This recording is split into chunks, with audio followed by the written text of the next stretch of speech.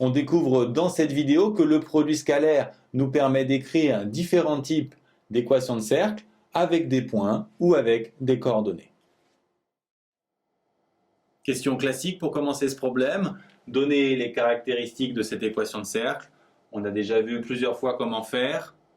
On transforme en le mettant sous forme canonique. On met tous les x entre parenthèses au carré. Ici, on prend la moitié du 4 qui donne 2 et on enlève son carré. Même chose pour les y.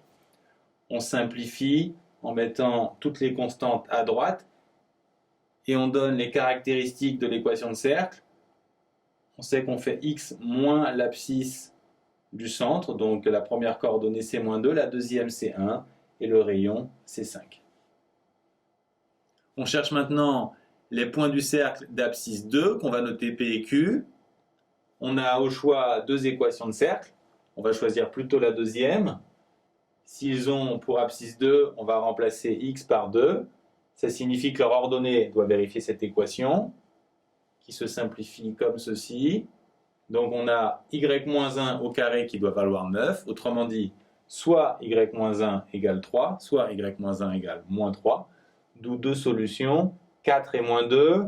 Remarquez bien que l'ordonnée de P doit être plus grande que l'ordonnée de Q. Donc P aura pour coordonnée 2, 4 et Q 2, moins 2. On introduit un point H dont les coordonnées sont liées à celles de J. Comme J a pour coordonnées moins 2, 1, le x de H fera moins 4 et le y de H fera 1, d'où les coordonnées de H. Ensuite, on veut l'équation de D qui a pour vecteur normal HP et passant par T1-1.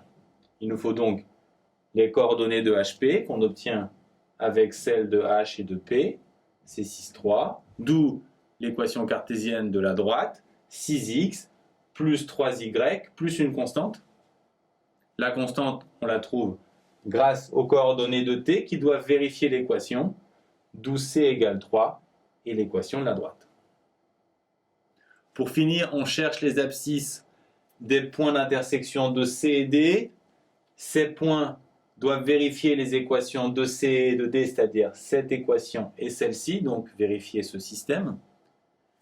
Puisque 2x plus y égale 1, on peut dire que y est égal à 1 moins 2x. Je vais remplacer le y ici par cette expression et obtenir cette équation.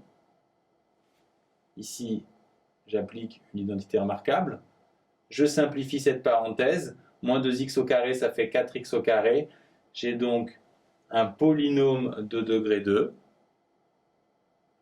Je vais faire le delta, qui est assez spectaculaire, 436. Il est positif, donc j'ai deux solutions qui ne se simplifient pas vraiment. Je vais en donner les valeurs numériques. On peut vérifier tous nos résultats sur une figure. On a tracé le cercle de centre J, moins 2, 1 et de rayon 5. On cherchait d'abord les points d'abscisse 2, qui sont ici et là. On trouve bien pour ordonner 4 et moins 2, comme prévu. Ensuite, on avait le point H 2 crans avant J, qui nous a permis de tracer la droite qui a pour vecteur normal HP et qui passe par T-1, 1.